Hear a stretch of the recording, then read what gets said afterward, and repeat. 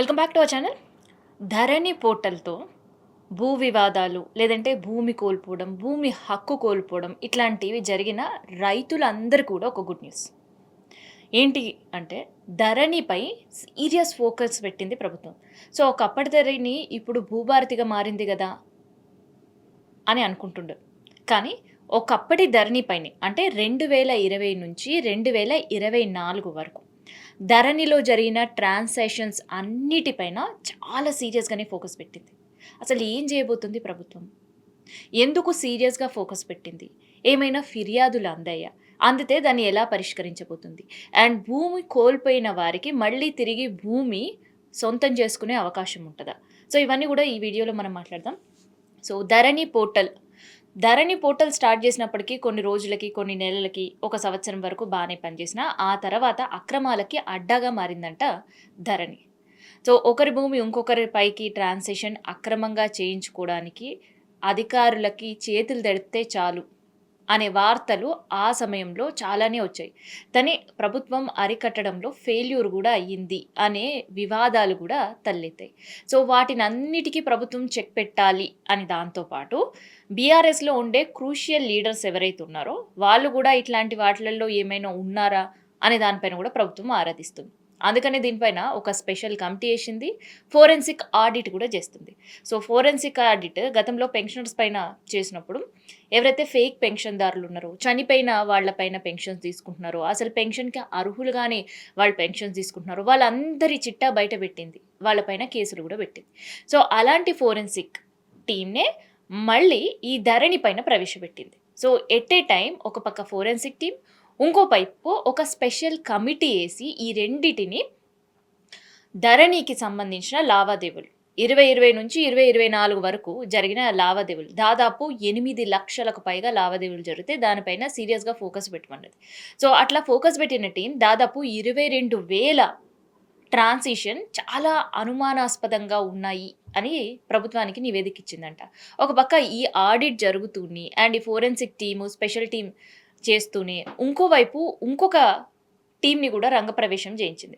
So, అదేంటిదంటే Kerala auditing and assurance team ప్రత్యేకంగా కేరళ బృందాన్ని రప్పించి 2 నియోజకవర్గాలు, ఒకటి హరీష్ రావు, ఇంకొకటి కేటీఆర్, సిరిసిల్ల, సిద్దిపేట్ ఈ 2 నియోజకవర్గాల్లో కూడా ధరణికి సంబంధించిన పోర్టల్‌లో ఏం అక్రమాలు జరిగాయి? ప్రభుత్వ భూమి ఎవరి పేరు మీద ట్రాన్స్‌ఫర్ అయ్యింది? అండ్ ప్రభుత్వానికి సంబంధించిన భూ హక్కును బినామీలా? లేదంటే అధికార పార్టీకి చాలా దగ్గరగా ఉండేవాళ్ళా? లేదంటే ప్రత్యేకంగా ఆ ఇద్దరు లీడర్స్‌కి సంబంధించిన సన్నిహితులా? బంధువులా? లేదంటే ఫ్రెండ్సా? వీళ్ళ పేర్ల పైన ఏమైనా ఉందా? అనేది ఇంకో పక్క కేరళ ఆడిటింగ్ టీము దొరకబట్టే పనిలో పడ్డదనమాట. సో, ఇట్లా రాష్ట్రంలో ఏకకాలంలో 3 కమిటీలు చాలా సీరియస్‌గా వర్క్ చేస్తున్నాయి. అండ్ సీరియస్‌గా వర్క్ చేయడమే కాదు, కేవలం వీళ్ళకి డెడ్‌లైన్ 15 రోజులు మాత్రమే ప్రభుత్వం విధించింది. ఈ 15 రోజుల్లో వీళ్ళు నివేదిక అందించాలి అని కూడా ఆదేశాలు జారీ చేసింది. సో, ఇక్కడితో ఆగిపోయిందంటే ఇక్కడితో ఆగిపోలేదు. ఆ టీము ఒక్కసారి వర్క్ స్టార్ట్ చేసిన వెంటనే 3 రోజుల్లో ఏం జరుగుతుంది అనేది కూడా ప్రభుత్వం నివేదిక కోరింది. మరి ఆ టీమ్‌లు ఏం చెప్పుంటాయి? అసలుకి నిజంగా రైతుల భూములు కోల్పోయిన రైతుల కోసం చేస్తుందా ప్రభుత్వం ఇట్లాంటి చర్య? లేదంటే ఒక కక్షపూరిత రాజకీయాలకి, లేదంటే సో కాల్డ్ లీడర్స్‌ని ఇరికించే ప్రయత్నమా? లేదంటే వాళ్ళ భూ దందా బయటికి తీసుకొచ్చే ప్రయత్నమా? అనే కోణం అనేది మీరే ఆలోచించాలి. ఎందుకంటే రైతులు చాలామంది భూములు, వివాదాలు చాలా ఉన్నాయి దీనివల్ల. మరి దీనిపైన స్పందించని ప్రభుత్వం ఎందుకు బడా లీడర్‌లను నోరు ముప్పించేలా ప్రయత్నం చేస్తుందా? అనే ఆలోచనలు అండ్ గుసగుసలు కూడా వినిపిస్తున్నాయి. ఏకకాలంలో 3 టీమ్‌లు రంగప్రవేశం చేసి అప్పటి ధరణి పైన, ఈ వివాదాల పైన విచారణ జరిపిస్తుంటే. నిజంగా ప్రభుత్వానికి చిత్తశుద్ధి ఉండి, రైతుల భూమి సమస్యలు పరిష్కరించాలనే ఆలోచన ఉంటే, కేవలం ధరణి మాత్రమే కాదు, ప్రభుత్వం తెచ్చిన భూభారతిలో కూడా చాలా స్కామ్‌లే జరిగినాయి. ఆ స్కామ్‌స్టర్‌లని ప్రభుత్వం గూడా ఒకానొక సందర్భంలో ఒక ఎగ్జాంపుల్ చెప్తా. యాదగిరిగుట్ట, భువనగిరిలో గూడా ధరణి పోర్టల్ భూభారతి కింద మారిన తర్వాత ప్రభుత్వ ఖజానాకి వెళ్ళాల్సిన డబ్బులు వాళ్ళ సొంతగా అకౌంట్‌లకు మరలించే ప్రయత్నం అండ్ రైతులకి కట్టేశామని చెప్తూ వాళ్ళు జారీ చేసిన స్లిప్పులు. తర్వాత కలెక్టర్ ఆదేశాలు, ఆ డబ్బులు ఎట్లా కట్టాలో అర్థం గాక రైతులు గోల్మాల్లు. సో, ఇట్లా వందలాది కేసులు గూడా బయటపడ్డాయి. మరెందుకు 2024 వరకు మాత్రమే ప్రభుత్వం విచారణ చేపియాలి? 2025, 2026 వరకు గూడా చేయించొచ్చు గదా! కానీ చేయించట్లేదు. కేవలం బీఆర్ఎస్ హయాంలో జరిగిన ధరణిలో అక్రమాల పైన మాత్రమే ఫోకస్ పెడుతుందంట. ఇక మిగతా జరిగిన అక్రమాలు అని తేల్చి చెప్పలేకపోతుందా? లేదంటే మా ప్రభుత్వంలో ఉండి భూభారతిలో అక్రమాలు జరిగినాయి అంటే ఇక్కడుండే ప్రతిపక్షాల ముందు పరువు పోతుందని ఆలోచించిందో తెలీదు. సో, మళ్ళీ ఇంకోసారి విమర్శల పాలు కాబోతుంది ప్రభుత్వం అని ఒక క్లియర్ లైన్ అయితే బయటపడుతుంది. ఎందుకంటే ఇది కేవలం రైతుల భూములను కాపాడడం కోసం గాదు. రాజకీయ పెద్దలు ఎవరున్నారో దీన్ని బయటికి లాగే ప్రయత్నం మాత్రమే. సో, ఇప్పటివరకు ఒక క్లారిటీ పలానా లీడర్ ఇంత భూ కబ్జా చేసిండ్రు, లేదంటే పలానా లీడర్ బంధువులు, స్నేహితులు, తెలిసిన వాళ్ళు ఇంత భూమి ఆక్రమించిండ్రని ఇప్పటివరకు ఈ కమిటీలు చెప్పలేదు.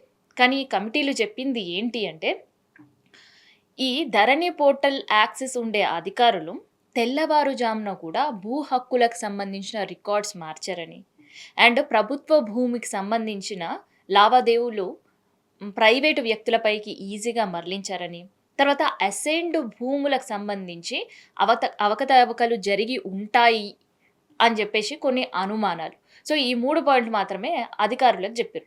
కానీ ప్రభుత్వం మాత్రం దీనిపైన ఎంత సీరియస్‌గా ఫోకస్ పెట్టిందంటే, ఇప్పటికి 15 రోజులంటే 3 రోజులు కంప్లీట్ అయిపోయింది. అంటే ఇంకో 12 రోజుల్లో ఈ 3 కమిటీలు ప్రభుత్వానికి నివేదిక ఇయ్యాలి. నివేదిక ఇచ్చిన తర్వాత దీన్ని సీఐడీకి కూడా అప్పజెప్పాలి. ధరణి అక్రమాలు అని చెప్పి ఆలోచిస్తుందంట. అంటే ధరణి పైన సీఐడీ విచారణ, ప్రభుత్వం ఆదేశాలు అనే బ్యానర్ ఐటెమ్‌లు, కథనాలు, స్టోరీలు, దీనిపైన డిబేట్‌లు ఇవన్నీ గూడా మనం త్వరలో చూడబోతున్నాం.